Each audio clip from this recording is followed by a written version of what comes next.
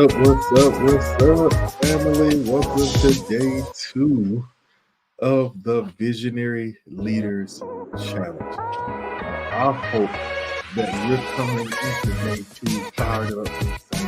I hope you got so much value for day 1 that you're coming in saying, look, I cannot wait for this next day. That's what I hope is happening. I hope you're coming in saying, look, if day 1 was like that, I know day 2 is about to be crazy, and I'm excited to get started with you. Listen, if you haven't already, go ahead and jump in the comments and let me know who you are, where you're watching from. Man, yesterday we had a lot of you who were on here, live. We passed 100 views very early on YouTube in our first day and within the first few hours. And so I'm super excited about that. That's huge for us because we haven't done many live challenges like this. And so just to see that it was successful and that it's working, it gives us a space where we say, you know what, let's do this again at some point really soon. All right. So let me know who you are, where you're from, the name of your church, in the comments.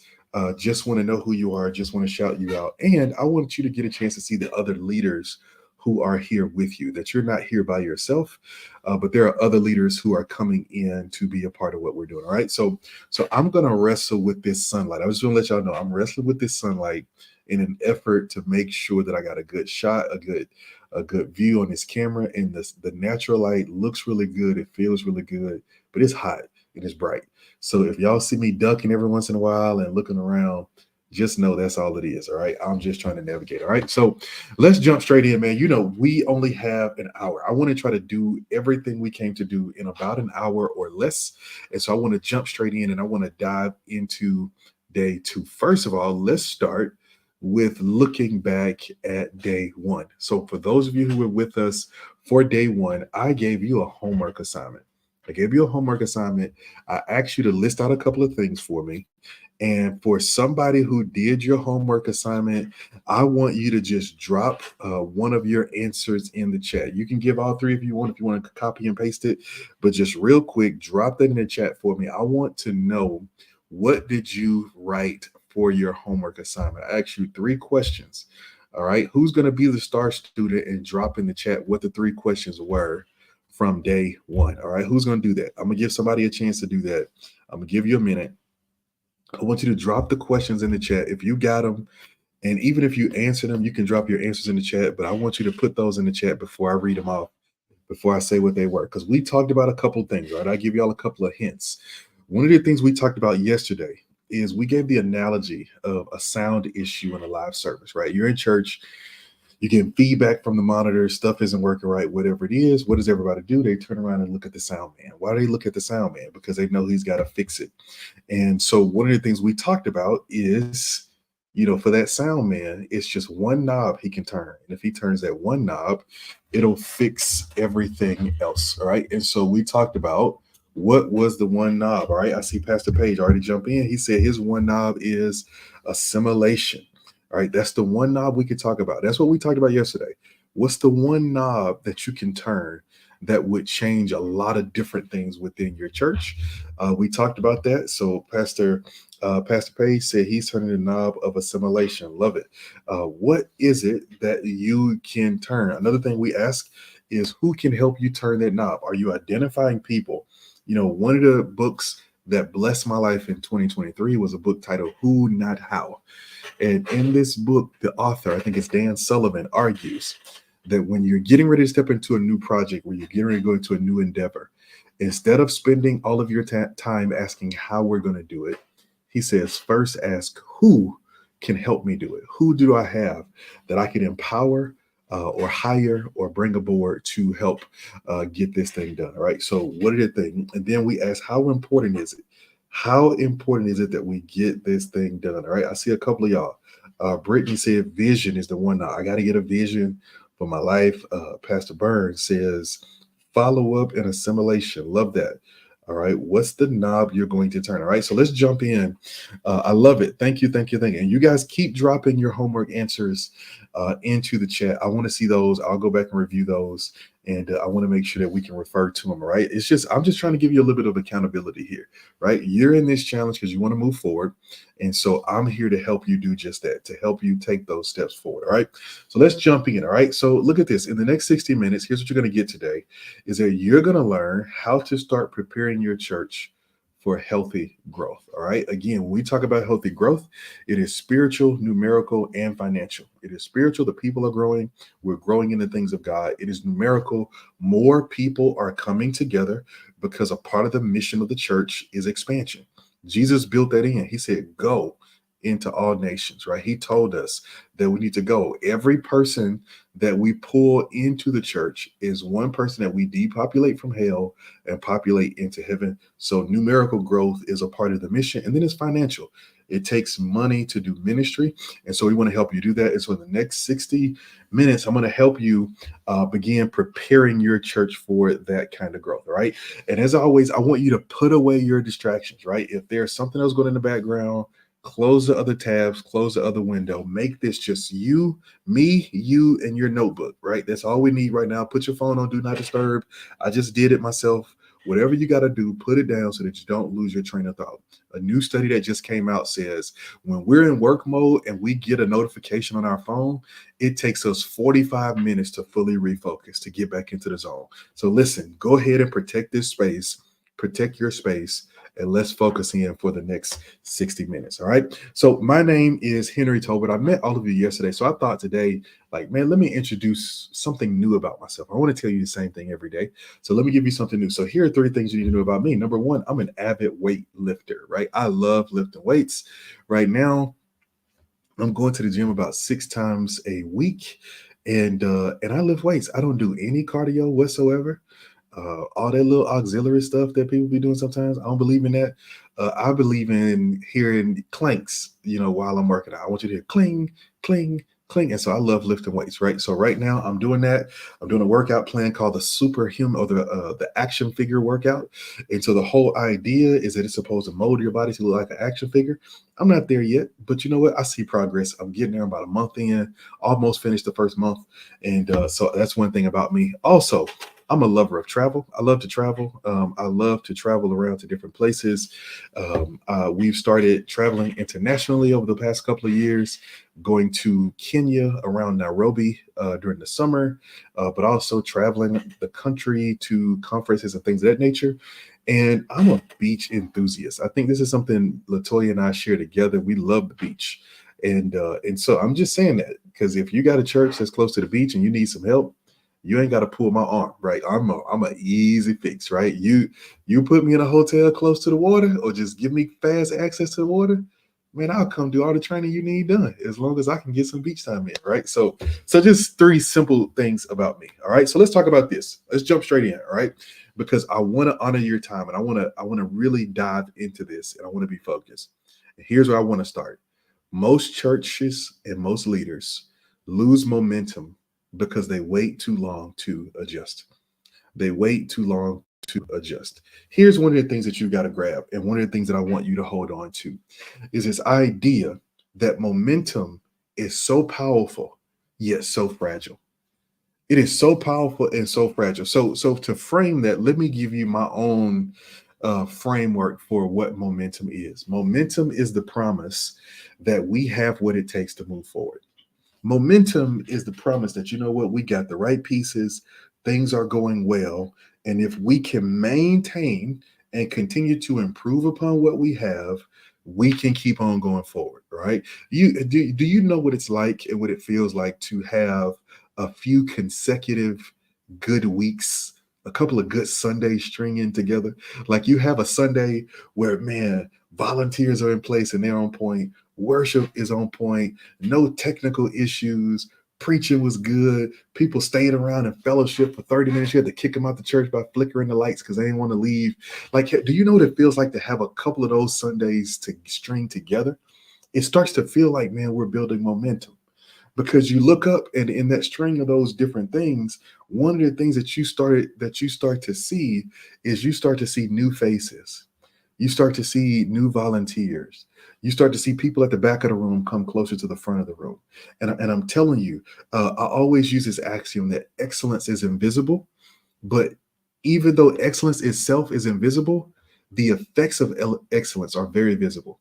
When you string together a few good Sundays, when you string together a few good months, you start to see people's behavior change, right? But here's one of the things that breaks momentum is when you take too long to adjust. And here's what I mean. Today, one of the things that we're diving into, and we're going to go here in just a second, is we're going to be talking about how to grow before you grow. And I want you to wrestle with this thought. Imagine what your church will look like, right? And imagine the moment when your church has the momentum to enjoy 6 months of just good ministry, right? 6 months of good ministry. I wonder, come on, can somebody tell me in the chat, how many of you would sign up for 6 consecutive months of momentum? 6 months of momentum. Here, I want you to tell me in the chat, because here's what I know. 6 months of momentum can really turn into 18 months of growth. Like, it works that powerfully. But here's one of the things, let me go back to it again. You can't wait too long to adjust. All right. And so here's what that means. And here's what we're going to be talking about today. You can't wait until you have momentum to prepare for momentum. You can't wait until you have growth to prepare for growth. You've got to get ahead of it. Right. In most cases, so Pastor said, where do I sign up? Like, I think we all take some great momentum, right? But here's the thing about momentum is that we can't wait until it shows up to prepare for it. Matter of fact, it will show up because we are prepared for it in most cases. And so what we've got to do is that we've got to begin to get ready. All right. And so here's what I want you to see. Momentum is a collection of right choices. It's a collection of right choices. Momentum is one of those things that you can foster it, right? But it's this thing that's kind of abstract. It kind of happens on its own, but you can guide it. And here's what we also know. All right. Whether we can argue about whether or not you can create it, we can argue about whether or not we're in control of it. But here's one of the things I think we can all agree on. You can get in the way of it and you can stop it. You can block the momentum that might be happening in your church by making a series of wrong choices. And so I like to think of momentum as a collection of right choices. It is a collection of right choices to put the right people in the right places, to highlight the right things, to focus on the right things, to invest in the right things. Those are the things that I think kind of help us continue to foster momentum. And so what we're going to dive into today for day 2 is I want to give you some strategy to really manage momentum well, but also to help you foster it, to help you start building it and help you start moving it in the right direction. And so our theme for today is how to grow before you grow. How to grow before you grow. I want you to know something. Growth does not start when 25 new people walk in the door. Growth does not start when your budget increases by $50,000 a year, right? Which those two things go hand in hand. Because on average, if a new person joins your church, on average, on the low end, they add on average about $1,000 a year to your budget, each person. Right now, again, that's on the very low end, and that's considering that all people, some people seem to have a propensity against tithing and giving consistently, but the ones who do give consistently, they will balance out. And where they'll meet usually in the middle is about $1,000. And so 50 new people, you're going to average, even if you're talking about children, right? You're going to average about about a $50,000 bump to your budget, right? And I've seen this in real life. Like, it really does happen that way. But you've got to be prepared. So that's not when growth starts. When your budget grows, when your numbers grow, growth starts before that.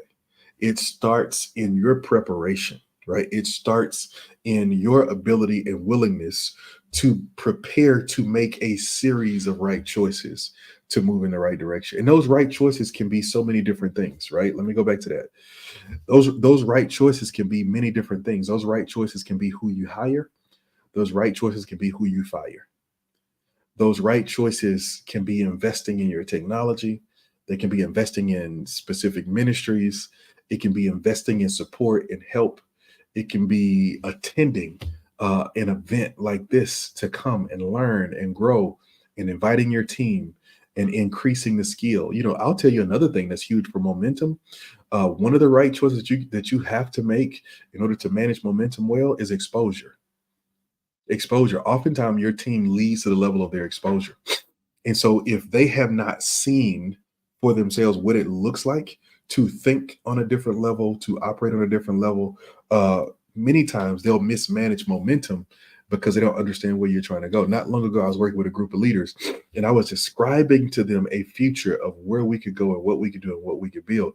And about halfway through that conversation, I realized they've never seen anything different than the church we're in right now. The church that they're in right now and the way that they've seen it is all they've ever known.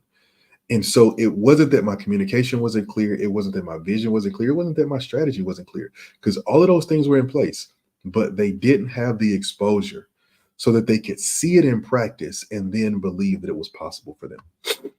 And so momentum is a part of momentum is making a series of right choices. All right. Somebody put right choices in the chat. And while you're doing that, if you're on YouTube, go ahead and like this video and go ahead and click that subscribe button. We're on a journey to really lean into YouTube. And so you can help us continue to move our channel closer and closer to our goal of 1,000 subscribers.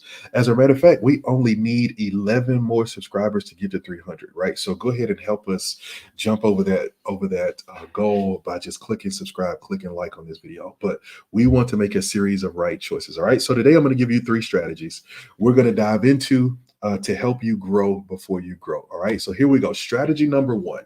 Strategy number one, you want to lean towards the next generation. You want to lean towards the next generation. Here's the reality is that when we search history and we search out the movements that many of the big, successful, and effective movements, and I want to say big, let's just say effective movements in the church, one of the things that many of them have in common is that they lean into the next generation. It's so unique that, I'll use myself as an example.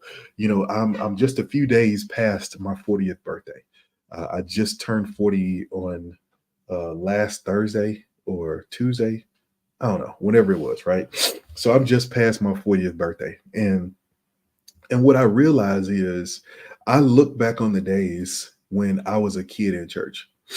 And I'll be honest, right? I'm gonna get real honest right here. I remember when me and my cousin used to sneak secular CDs into our Discman, but we would put it inside of like a Yolanda Adams case. And and one of the reasons we used to do that is because I remember when I was a kid listening to the songs and listening to the music that they sang in church and going like, I don't think this is for me. Like this is their stuff. These are their hymns. These are their songs. And it's like I get them. I can connect with them. They're great. But the world that I live in, the style and tenor of music is different. It's just like dancing, right? The way kids dance now because of TikTok with all the hand movements and just standing in place, it's like I don't get it. Like, and I feel like that old dude now because I'm like, man, what happened to real dances? Like, I used to do the bankhead bounce and the tootsie roll and all this kind of. It's like, but times have changed, right? And so as the culture has changed around us, what we're seeing is that we're all influenced by the collective of the direction that our culture goes. And so here's what I'm saying. Here's a point that I'm making in all of this is that if we want to go forward, one of the things that we've got to do is that we've got to prioritize the emerging generations. We've got to prioritize the emerging generations. And here's why I think that is so important. Because even at this stage in my life, at 40 years old, somebody who's been walking with the Lord for a long time, right? I got saved December 4th, 1988. It was right before my 5th birthday when I got baptized. And I fully believed that I knew the decision I was making. And over the course of my life, I've been able to grow into that decision more and more. Guess what?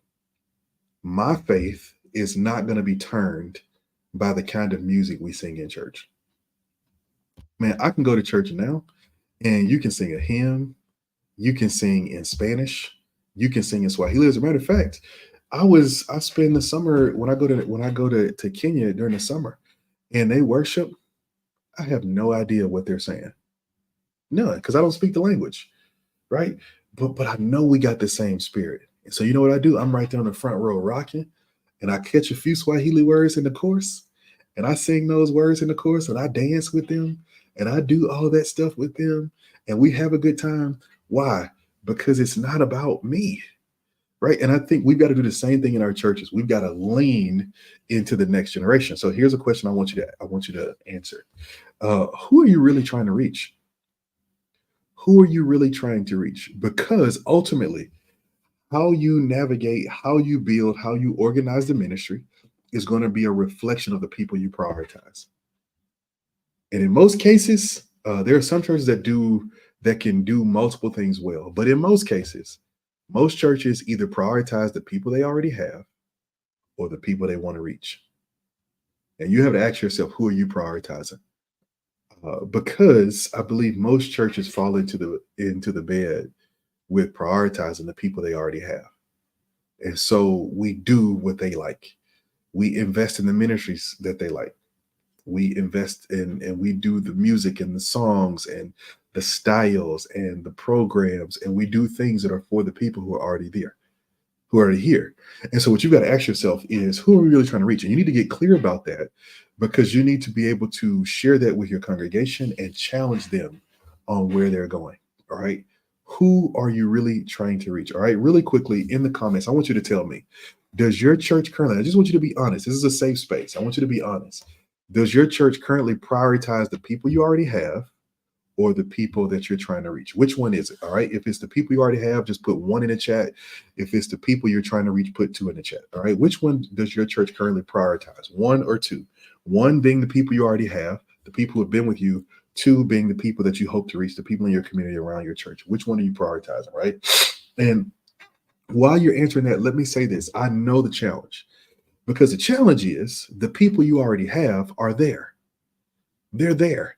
And if you run the risk of not serving them well and they leave, then you're left with nothing. Right. And so I'm not saying it has to be an either or an or. Right. But I'm saying you need to get clear on which one you're after. Because I think in a perfect world, I'll give you an example of where I've seen this lived out in a really beautiful way. All right. I was going to a conference at Fellowship Church in Dallas, Pastor Ed Young Jr. At the time, we were a part of their network, C3 Global. And when we would get ready we would be there for the conference, but when we were ready for the main service, there was this door. They had this big, massive church. This is a mega church, right? A couple thousand people sitting there and all that kind of stuff.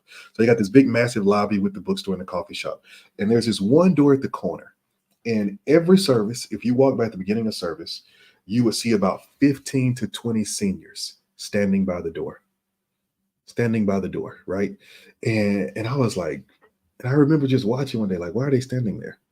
And when I got into the service, the question was answered, because I went into service, and when I went into service, the music was loud. Oh my goodness, it felt like a rock and roll concert in there. It was loud, right? And I'm progressive, and it was loud for me. But I'm standing there. It's like you can't hear yourself think. Even if you tried to sing, you couldn't hear yourself sing. That's how loud it was. But when I looked down on what we would call the altar, it was filled with their high school students. And so what they did is that during worship, they had their high school students fill up the altar. And so they were all bouncing around and dancing and having a good time and singing and so on and so on. And then when worship ended, the high school students started walking out, and they were getting ready to go to teen church. And as the high school students were walking out one aisle, those seniors who were outside the door were walking down the other aisle, right? And the pastor came on. He says, "Hey, look, let's give a hand for our legacy members." It's like, hey, for those of you who are wondering, it gets loud, and it gets loud because that connects with the younger generation. Volume loud, whatever. They walk around with their headphones on, turned up, blah blah blah.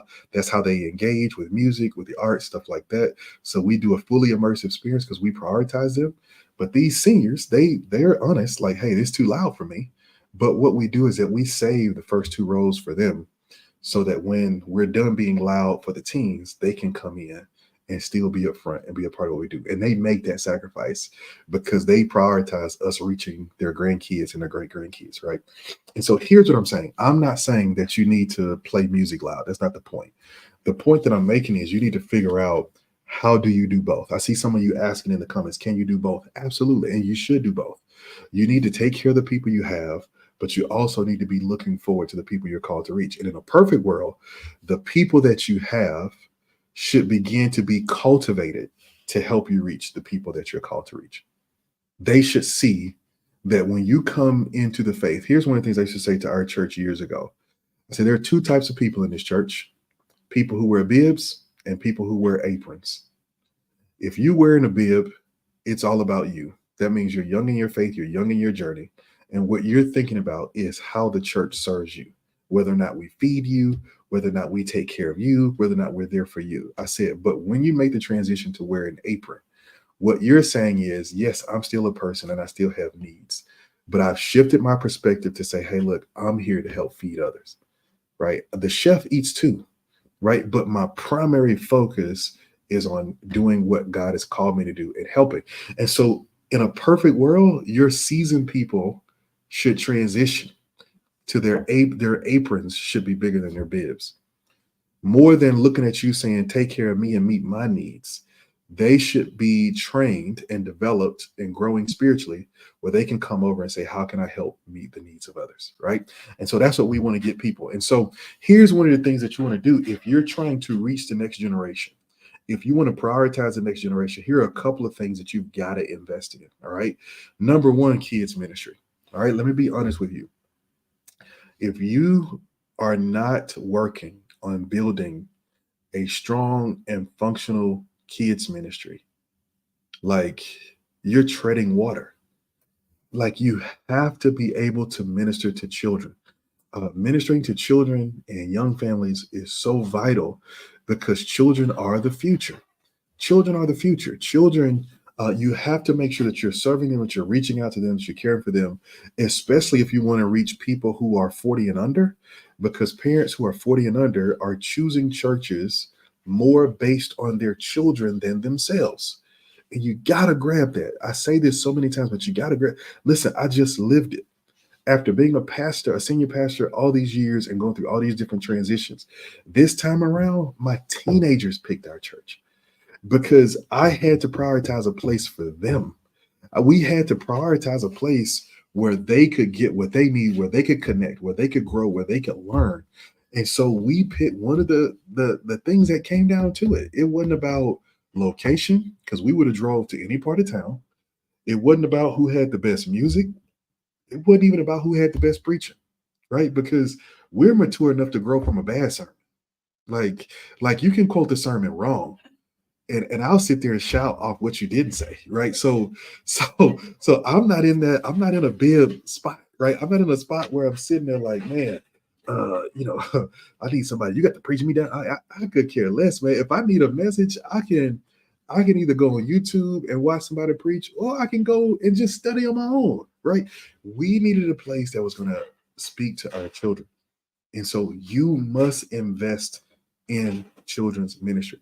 If you're not investing in children's ministry, I would argue that maybe 80% of families won't even consider being a part of your church, even if they love the other things about what you're doing, because they can't minister to kids. Let me give you this real life example.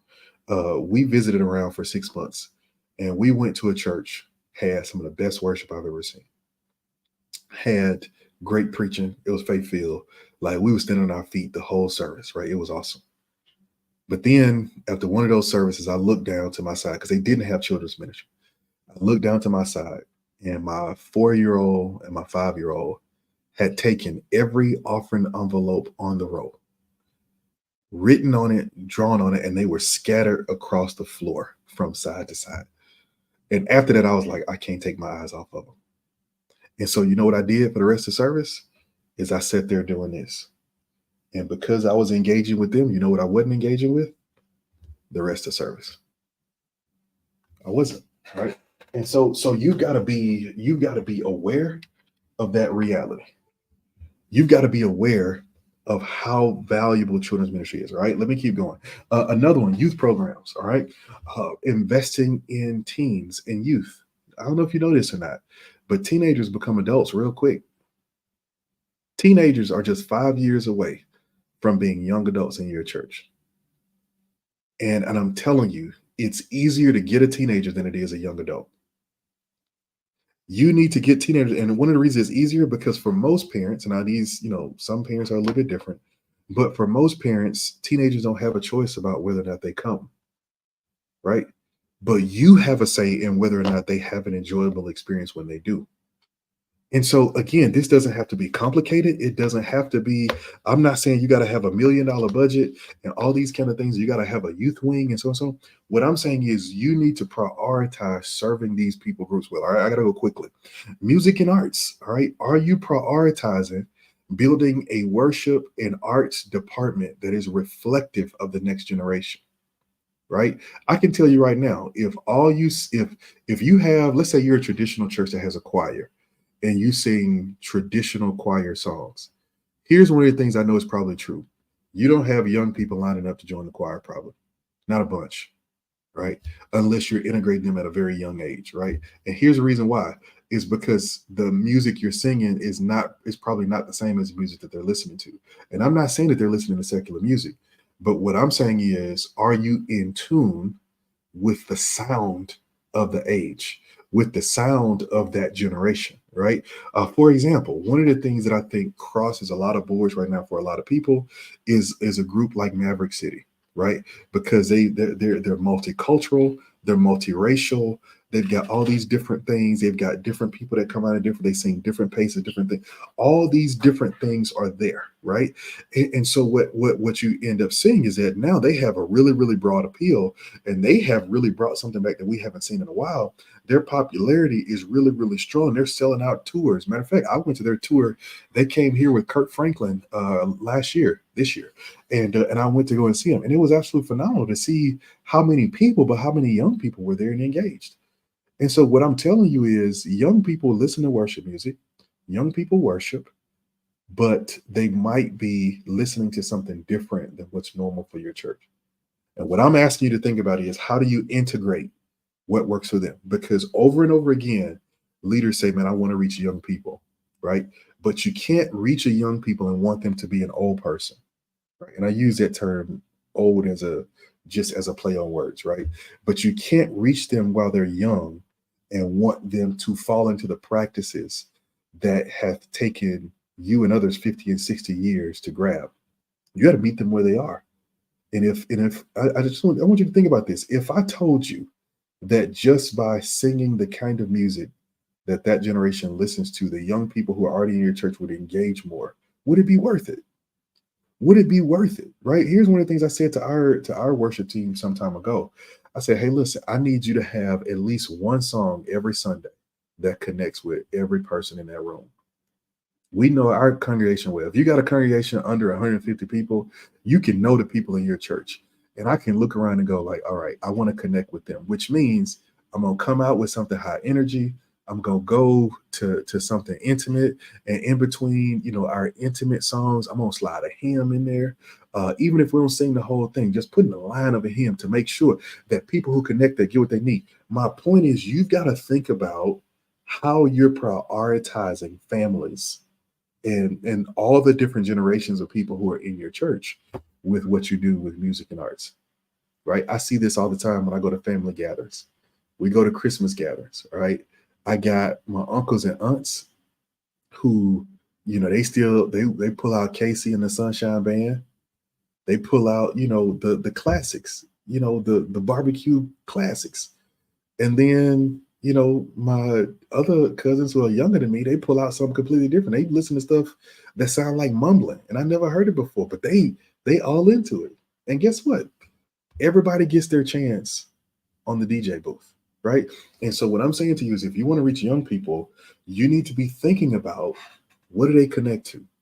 What are they listening to, right? And if you don't know, why don't you ask one? Find a young person in your church and say, hey, look, shoot me your playlist right now. Like, text me your Spotify playlist you're listening to right now. I just want to see what you watch, or your YouTube music playlist, or whatever it is. Shoot me your playlist. What are you listening to right now? What kind of worship you listening to? I would love to see what it is, right? And just have them send it to you, right? Simple. And then last but not least, couples and parents. You need to prioritize couples, right? If you can reach out to couples and minister to couples, right? Because people need marriage help, they need relationship help. If you can reach out to couples and minister to couples, you can go a long way in ministering to families. All right. But you need to be thinking about, how do we intentionally minister to couples? How do we do it? And then I put in their parents, because I know there are some single parents as well. How do we minister to them? Right? Don't just, think about the kids, yes, but think about the people who are making the decisions for them as well. All right. You've got to make sure you prioritize it. And I spent a little bit more time on this point than I wanted, but you've got to lean into the next generation. All right. Here's a question I want to ask you, and then we're going to keep going. All right. Are you willing to embrace innovative outreach? All right. And here's what I mean by that. Are you willing to do some things that are different than what you've done in the past? Right. Are you willing to do some things differently? We talked in day one about uncovering your strengths and who you are and where you are. All right. Once you got those, Now ask yourself, am I willing to do things a little bit different? Am I willing to try something else? Am I willing to go in another direction? Am I willing to do that? Right? Am I willing to embrace that and so forth and so on? All right. So I want you to give me this in the chat. What is your best takeaway from strategy number one? Lean into the next generation. While you're doing that, I'm going to answer a question I see in the chat. It says, do you have to have a Sunday school teacher or can you do a children's moment during service if you don't have the budget to hire a teacher and no one in your church wants to volunteer? Absolutely. One of the things that we do all the time, especially with churches that are about 50 or lower or less people, what we say is do a children's moment.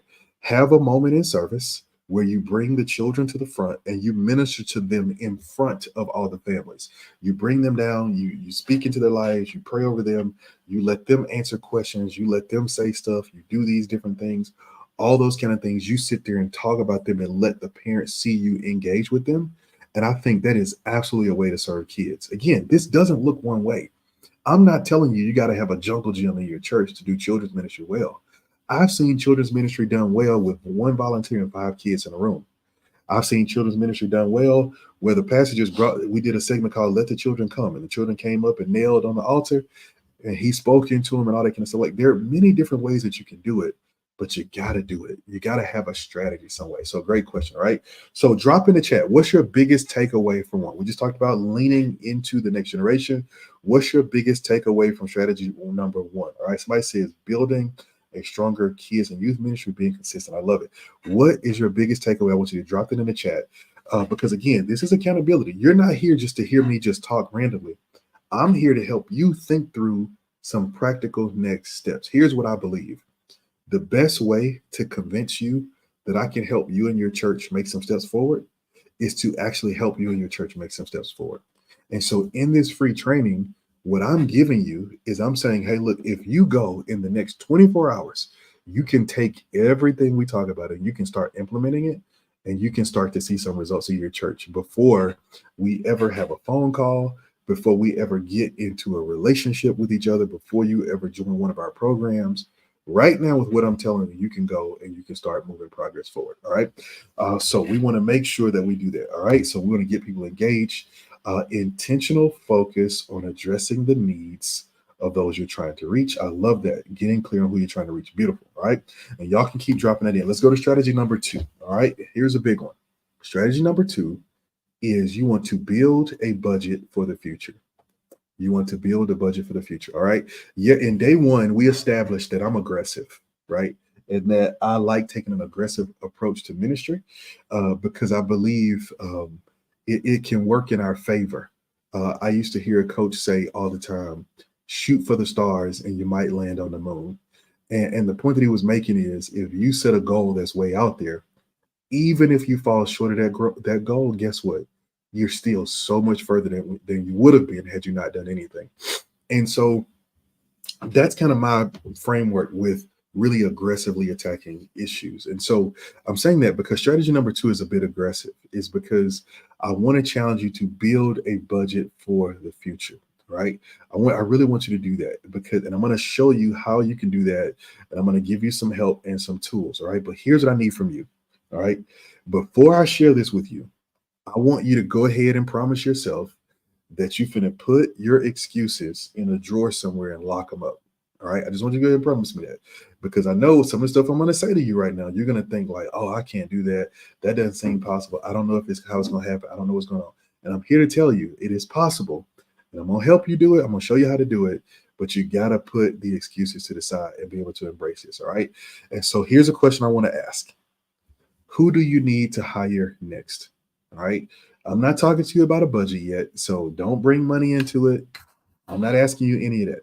All right. So let's not go there yet. All right. I'm just asking, who do you need to hire next? All right. So here's what I want you to do in the chat. If you could hire one person, let's say money is not an option. Location, money is not an issue. Location is not an issue. None of those issues exist. Fit is not an issue. This is the perfect person. They already got money. They don't need your money, whatever it is, right? All of those things are true. If you could hire for one position, if I told you you had an unlimited budget and you could choose from anybody in the world to hire one person, to be on staff in your church, what one role would you hire for?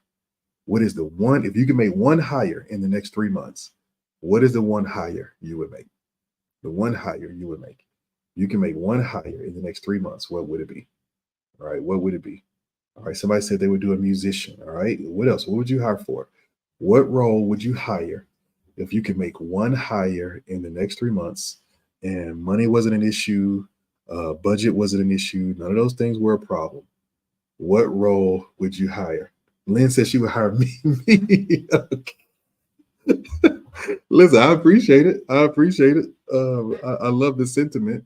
But I tell you, you can get me, you can get everything I got, and it doesn't even, I don't even break the bank like that. I promise you I don't. I promise you I don't. Accountant, musicians for the church, a youth pastor, a Sunday school teacher, permanent praise team members. All right, I want you to think about that. All right, what would be your hire if you could hire one person? All right, and now let me give you a truth. All right, let me give you a truth. You don't hire in response to growth. You hire to prepare for growth. I really want you to get this. I really want you to get this. You don't hire in response to growth. You hire to prepare for growth. You know, here's one of the, I think, ways of thinking that has trapped many of us in our churches for many years is that we've operated under the guise that when the church grows to a certain point, then you make the hire that you need. All right. So, for example, let me talk about musician, right? So, if you're a church and you don't have, let's say you don't have live music right now, it's a real challenge because even in a post-Christian culture, people have come to expect live music as a part of worship. They just have. They've come to expect live music as a part of worship. And so what ends up happening is your thinking is, man, once we grow to a certain point, we're going to get a musician. And the truth is, what you learn is, it's really hard to grow to a certain point without a musician. Because especially if you're an African American church, we are rhythm people. We are rhythm and dance and sound people, right? And so that's a part of our experience. One of the first things that we do, like I even think, to be honest with you, I think in the African American church, I think there's a large segment of the population that values music more than they value preaching. Now, that might be a little controversial, but I'm telling you, I believe it's true. I have personally walked with people who left the church that had good preaching, good relationships, good mentorships, good small groups that they were a part of, because they said, nah, like I need to just be freer in worship. I need to be free to just, I feel like people look at me crazy if I lift my hands here. Right. I feel like that, like I'm telling you, I see it. And so what ends up happening is the very thing that you're trying to get to becomes a blockage for you getting there. And so one of the things that I want to challenge you to think about is that you hire not in response to growth, but that you hire to prepare for growth. All right. Now, here's another thing. Let's talk about this when it comes to musicians. Somewhere along the way, the church became so excellence driven that it's almost as if we started to believe either you need to have a person who can do it professionally or nobody at all. And that, of course, was a losing equation because there's only so many professional level musicians out there. And so sometimes your music department isn't about, having this perfect worship leader. Like you got to think outside the box, right? Maybe for a season, you need a person who can play an acoustic guitar and sing, right? And you put a drummer behind them and that's your music department for a season. And that's great. Like that's doable, right? But it's figuring out what works. All right. And so here's what I'm saying to you is that if you want to grow, one of the things that you need to be thinking about is how can you make the hire on faith? How can you bring the person on board on faith and then go forward and grow into it? And I know that's scary. I know what I'm saying to you is scary, but I promise you, I wouldn't be saying it to you unless I believed and I had seen it happen before. All right. So I'm going to double down on this. I'm going to give you some help and I'm going to show you one of the ways that you can do this. All right. I'm going to show you a blueprint for how you can do this. All right. So here is how You can hire the person so that you can grow before you grow, right? Number one, the first thing you want to do is you want to raise the first 4 months of this person's salary or their stipend or whatever it is. All right. So let me say this. First off, is that if you're truly looking for somebody, you need to make sure you put together a professional process. I don't know why more churches, if you're looking for a musician, I don't know why more churches don't post your job on sites like Indeed and things of that nature where regular people are, right? Because right now, especially in the economy we're living in, I know that the gigging musicians who can play the Hammond and who can play the Mo8 and who can do all the runs and they can find your song. All you got to do is start singing the first two keys and they can find it. I know that they're in demand and they're gigging. Most of them are playing for 3 and 4 churches these days, but that's a whole another conversation, all right? But there are still people out there who, if they have a set song list, they can play it with excellence and they can walk through it, right? And so what you need to be clear about is what you're looking for, and you need to be ready to have a conversation and negotiate. Don't assume that you can't find it. Don't assume that it's out there. Put out there what you need and what you have and see what happens. In this economy, there are people out there who might be available for less than what you're thinking, right? But just open up your mind to say, okay, look, let's just put together what we're looking for. Let's even put together what we can realistically offer to these people, right? Because I'm not going to sit here and tell you, like, if you got somebody in your church who's homegrown, they can come and volunteer, right? But don't even let the bitterness creep in your heart that says, man, why won't people come serve on faith? Especially for that pastor out there who you don't get a stipend from your church, you don't take anything home from your church. Listen, I just want to tell you, when you're building, you might be the last person to get taken care of, right? That's just like being an entrepreneur, right? You might be the last person. So that's okay. Don't let that bitterness get in your heart. But what I'm saying to you is think about what you really want, put it together, and raise the first 4 months of that stipend. All right. I'll tell you one of the ways that we did this. I did this a couple of years ago. I instituted this Christmas offering in our church, right? And I said, hey, look, we're taking a Christmas offering. Around Christmas, we give gifts. So everybody wants to give a gift. I want to give us to give a gift to God. As a matter of fact, a church I pastored before, they used to do something every year called our gift to God. And so I picked it up and I carried it. And so I asked every family to bring an extra gift above their tithe and their offering for the end of the year, right? And I told them exactly what we're going to do with it. I said, with one half of the offering, we're just going to honor our previous pastors, and we're going to send our previous pastor, first lady, we're going to send them away on a vacation, a sabbatical, right? They've never been sent on one. We're going to send them on a sabbatical. And the other half, we're going to use that to get a head start in the new year, right? And so what I did when we did that Christmas offering, everything we raised in that Christmas offering, I said, okay, here's what I got to work with in order to give these different roles a stipend. And so I think I may have had a budget the first time we did this. I may have had $6,000 that I could take and I can work with, right? And so I brought in, I think, 4 people on a stipend, right? One of them was a children's leader who I think I said $500 a month, right?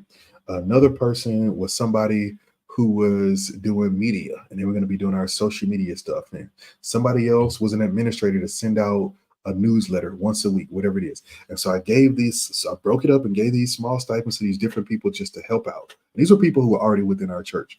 And I gave it to them to help out. And for us, that made a huge difference because I knew every worthwhile staff person will pay for themselves. Is that if I can get the right person in the right place and I can do a good job of telling the story and letting people know what's happening, it will pay for itself. All right.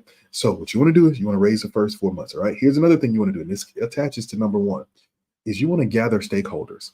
Years ago, a church wanted to bring me in to come and be like an on-site consultant for a while I was in town.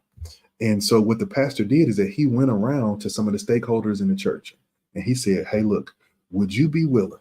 He says, would you be willing to help me out? We need this. We're trying to move forward in a couple of areas. Would you be willing to do an extra $100 a month to help us be able to bring on this consultant, right? To be able to help, do this consultant. And he found 20 people in his congregation who said yes to $100 a month. And he brought me on for $500 a week. And I ran the ministries. I did the online, I did the digital, I did the virtual, children's ministry things. But he pulled together stakeholders. And instead of just hoping that it came to the offering, he went to the people and said, hey, look, I need you to keep giving at the level where you're giving. But here's one of the things I need you to do extra. If you can do this, this will help us take the next step. Who are the stakeholders in your church? Maybe you don't have 20 of them, but do you have one person who it wouldn't even affect their budget to say, hey, look, I can pledge an extra $500 a month for the rest of the year. And that extra $500 a month can become your worship leader, right? Who can, and your word, this might be a college student who can play an acoustic guitar and sing songs, right? That might be who they are, right? I'm just challenging you to think outside the box. All right. Here's another thing you want to do. If you want to hire this role, you want to make sure that you set clear expectations. You set clear goals. Be clear about what you're asking them to do. All right. If, for example, at $500 a month, I wasn't asking somebody to give me 40 hours a week. All right. And I think this is sometimes where we kind of get off kilter. At $500 a month, I was asking this person for really, in addition to Sundays, 3 to 4 hours during the week, right? I was asking them for enough to do what we need to do in that season, but I was making the job fit the salary that I could offer. And here's one of the things that I don't think a lot of pastors do well is that when our budgets get smaller, we don't change the job description. Like sometimes we expect people to do full-time work for, stipend compensation, right? And I get it. It's ministry. I understand that. But what I'm trying to help you see is that there's a path to get where you're trying to go and to maintain your momentum, but you've got to be willing to think through it. And then here's the final thing. Listen, make the hire. Make the hire. Don't waste too much time dancing around. Once you figure out what needs to happen, make the hire. Right? Somebody, I think Lynn said this earlier. She said, look, if I hire somebody, I hire you, right? Well, here's the thing. If you're one of those people who's going like, man, this guy could really help us, then why don't dance around it? Don't beat around the bush. Just say, hey, here's what we need help. Which program is right for us? Let's do it. As a matter of fact, I saw a pastor over there earlier who did that. He just joined our cohort that's getting ready to kick off next Saturday. And he joined that cohort. And the reason he joined that cohort, he says, man, look, we've been trying to do this on our own. It's not working. We need some help. So here's what we need to get in. Like, let's do it. And he called me. We got on the call. I said, all right, cool. You ready to sign up? He's like, yeah, let's do it. We walked through the process and it's done. And so now we're moving forward. Right. And so what you got to do is you got to go ahead and set your face and say, look, let's go, man. Let's go. I'm telling you, one of the things that the enemy uses on so many churches and so many leaders is procrastination. He lets you think yourself out of momentum, think yourself out of what God wants to do instead of stepping forward and going into it. All right. So you got to make sure that once you've got it, make the hire. All right. Tell me this real quick. What's your biggest takeaway, your best takeaway from strategy number 2? Biggest strategy from strategy number 2, build the budget for the future. All right. What is your best takeaway from strategy number 2? And we're getting ready to go into number 3 and we're going to close out. All right. What is your best takeaway from strategy number 2? Build the budget before we do it. Because I know I challenge you, right? If we was in person, if I was preaching in person, that would have been a place where I said, listen, I know I'm not going to get a bunch of amens on this point, but I got to say some hard stuff to draw us out. Because one of the things I don't want for you and I don't want for your church is that I don't want us to be stuck talking about what won't work when instead we could do everything we can to try to innovate and do what will work. All right. And so what was your biggest takeaway from strategy number 2? Drop it in the chat. Let me hear it. And we're going to get ready to go to number 3. And I'm going to do that with my last 5 minutes. And we're going to close out. All right. With the last 5 minutes, we're going to close out. Look, Pastor Joe, I told you, look, I'm here for you. I'm here for you. We can jump on a call when we're done and we can talk about what that looks like. The beautiful thing about what we've done going into this year is that we've created a program for every level, right? If your budget is super tight and you say, look, I need some help We've got the Breakthrough Leaders cohort, which is going to be this on steroids. It's just 4 straight weeks on Sunday nights where we're going to walk you through how to get yourself ready and prepared for growth and for what's coming. All right. So I think it's 197 one time for all 4 weeks. We've got the Ignite coaching program, which is a 12-week coaching program for you and your team. So we help you install foundational systems for 12 weeks, 8 weeks of install and 4 weeks of support. And I think that's 997 one time, and it lasts 90 days, right? And then we've got our church systems boot camp, which is our largest program where you work with us for an entire year. And that's 497 a month. Or you can do a one time and save a little bit of money there. But the whole point is wherever you are, we've got something that can help you. All right. So let's go to number 3. All right. Last one for today. Supplement your staff with technology. Supplement your staff with technology. All right. Here's one of the things that is so important is that you can't hire somebody for everything you need done. Like you just can't do it. And so what you've got to figure out is how do we leverage technology in order to do it, right? Here's the thing. By the end of this year, uh, when you look at our company from the outside in, I want you to believe that we have got a 50-person staff. That's what I want you to believe. In reality, by the end of the year, my goal is that we have a 6-person staff that leverages technology so well that we amplify what those 6 people can do. All right. I'll show more about that in a second. But here's one of the things that we think about that I want you to think about. Technology is perfect for repetitive tasks. Leveraging technology is perfect for repetitive task. All right. There's no reason that a new person who fills out a contact card on Sunday should fall through the cracks when you could leverage technology to help make it easy to follow up. You can leverage technology so when that person fills out that form online, once they fill out that form online, they automatically get a confirmation text message and an email. The next day, they get another email saying, hey, join our online new members class. That same day, somebody on your staff gets a notification saying, hey, this person joined. Here's their phone number. Give them a call and welcome them to the church. And then a few days later, that person gets a reminder, hey, look, register for the class. Don't forget to finish. We're going to have graduation coming up next week. That person finishes the class, downloads a certificate, comes to church with their certificate, ready to graduate and celebrate that they're a part of the church. Everything I just said can be automated with technology. And so why let it fall through the cracks? Because you as a leader are overwhelmed. Because you as a leader have too many things on your plate. And it's not that you don't know how to assimilate. You know how to assimilate. You know how to help a first-time guest become a new member. It's just you've got so many things on your plate that you can't keep up with everything. You're spinning plates on all of your fingers, all of your toes, on the top of your head, on your nose, and on your chin and everywhere else. And so the issue is not whether or not you can do it, but it's how do you take stuff off your plate so you can focus on what you do well. Like this is a biblical principle I hope we gather. Like when the disciples hear about the widows and the food program, what do the disciples say? They say, hey, you know what, here's what we need to do. We need to assign somebody to be with this food program. This food program is important. It is good, but we shouldn't be the one doing it because we need to devote ourselves to preaching and to prayer. And I'm telling you, too many leaders are getting to the point where they are neglecting the ministry of preaching and prayer because they're trying to do so many other things. They're trying to do too much. And you can save yourself that with technology, right? That's one of the reasons that we talked about this with our software Church Hub. We're rolling out apps for 2024.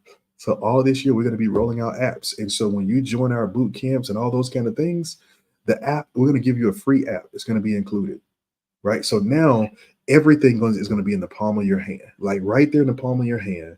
You'll be able to download our app and walk through our training videos and our training modules right from the app. But then also your church will be able to put your online discipleship course on your app so that when people want to join your church, they can download the app, take the class, get a certificate right there from the device that they always keep in their hands, right? And so it's just all about making sure that you do this. Come on, I love that, Natalie. Natalie says systems change behavior. Absolutely. You got to have the right systems. And so you got to think about that. All right. Here's another thing I want you to think about with the next generation.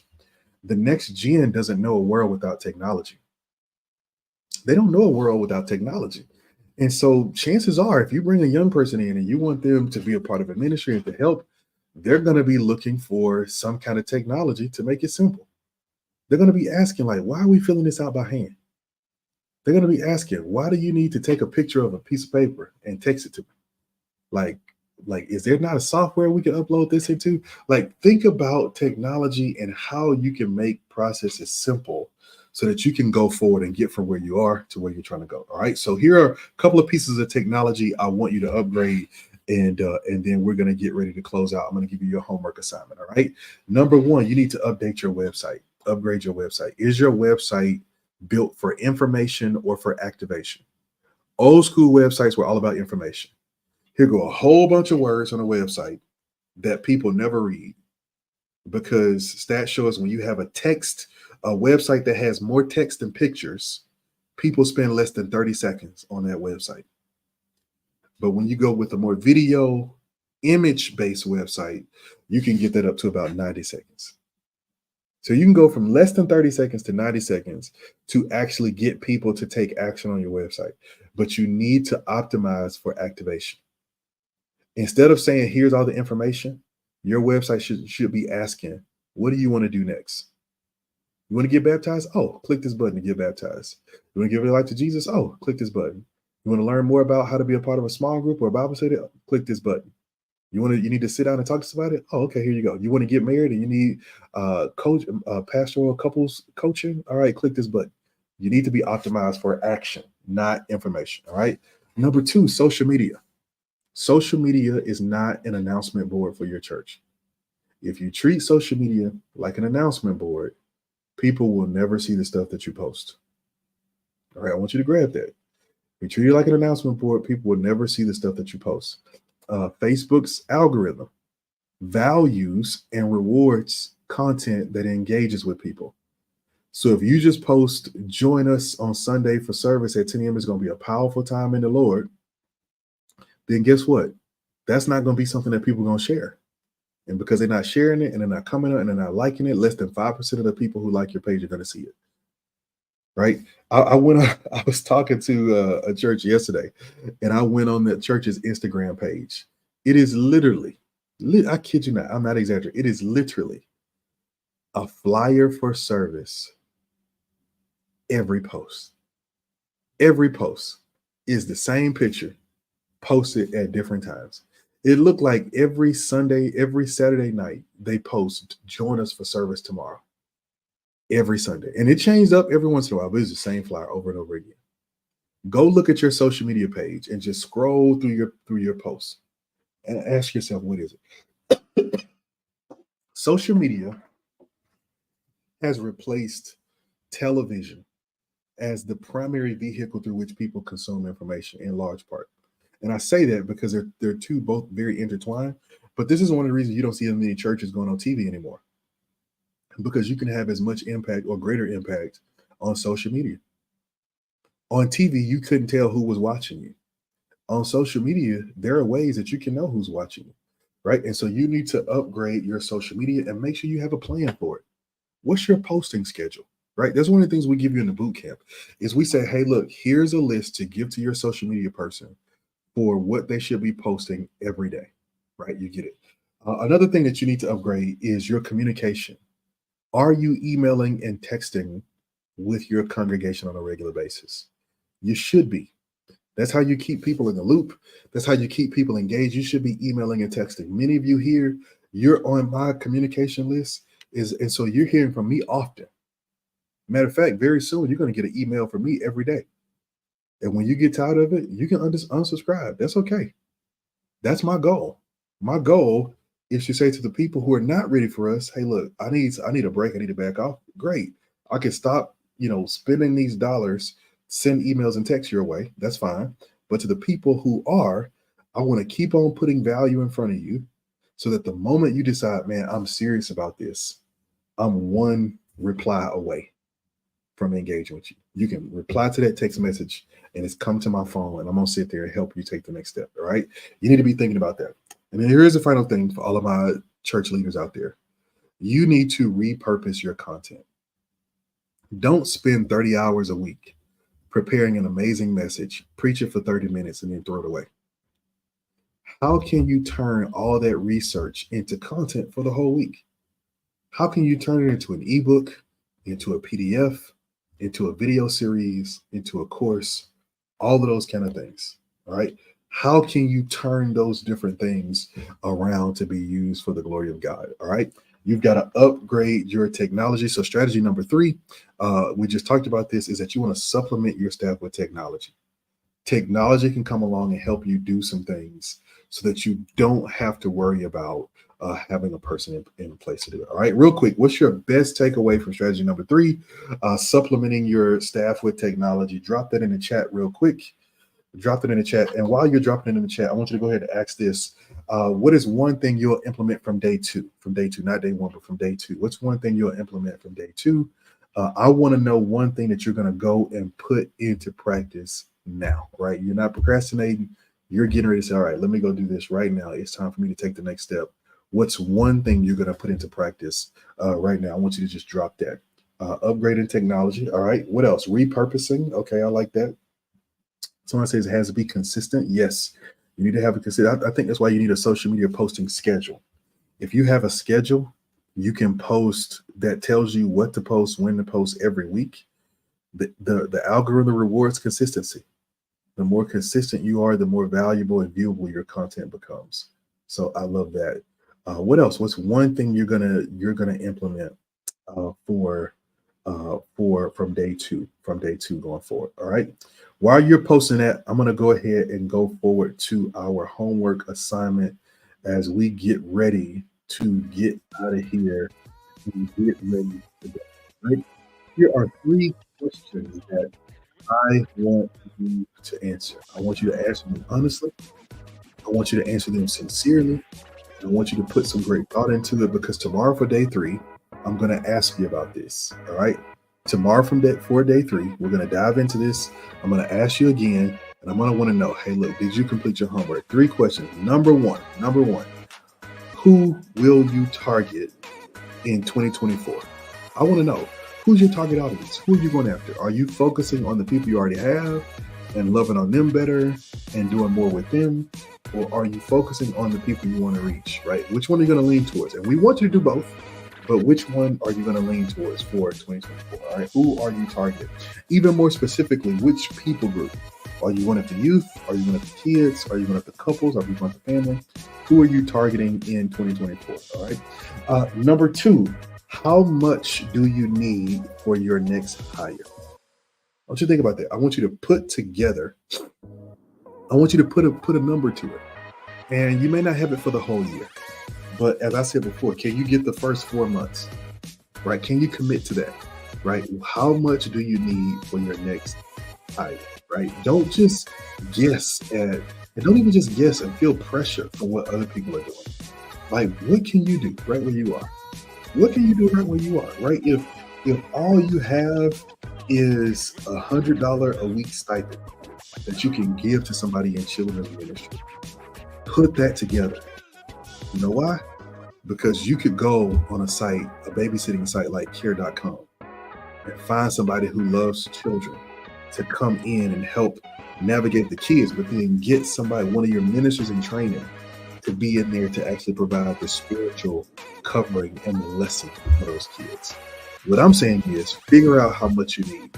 You set that number, and then from there we can work. And then number 3, I want you to answer this question. How will you upgrade your tech this year? How will you upgrade your technology? Are you going to upgrade your website? Are you going to upgrade how you use social media? Are you going to repurpose your content? Are you going to do a better job of communicating? Are you going to start sending regular emails and texts so that in that email every week, you can let people know what's going on in the lives of other people within the congregation, right? Like, how are you going to let them know and remind people of what's coming up? I want you to answer that. This is your homework for next week. For tomorrow, I'm going to ask you tomorrow, all right? Look at this. Somebody said, I'm going to do a first fruits offering for the purpose of raising the first 4 months to hire a Sunday school teacher. I love that, Pastor Jackie. I love that. And I would be clear about that in my communication. I would say, hey, look, we're doing a first fruits offer, and here's where it's going. Whatever we raise, It's going to become the budget for us to get a Sunday school teacher for our kids. We're investing in the next generation or whatever it is, right? I love that. Somebody said a valuable use says, I love scheduling posts and content. Absolutely. In our software, Church Hub, you can do just that. And you can learn more about that at getchurchsystems.com. But you can do just that. You can actually put together your posts, and you can schedule your posts for the week. You can schedule your posts for the month. You can do whatever you want. You can lay it all out right here. All right. And actually, one of the things that I'm working on for our Church Systems Bootcamp, because I know we've got a lot of our bootcamp members here. One of the things that I'm working on is an automation within Canva where you can take the main points from your sermon, put them in a spreadsheet, and they automatically connect it to Canva, and they automatically make posts that fit into your series, so that with the click of a button, you can create posts that you can share out all week. And that's going to be for our Church Systems Bootcamp. So I'm working on that for y'all, and I'm going down through it. All right. Listen, I need you to make sure that you go and you engage with your homework, and I need you to do something else for me. If you're on YouTube, I need you to like this video, and I need you to go ahead and click subscribe. Before we started, we were only 11 subscribers away from 300. So we want to go ahead and break that barrier.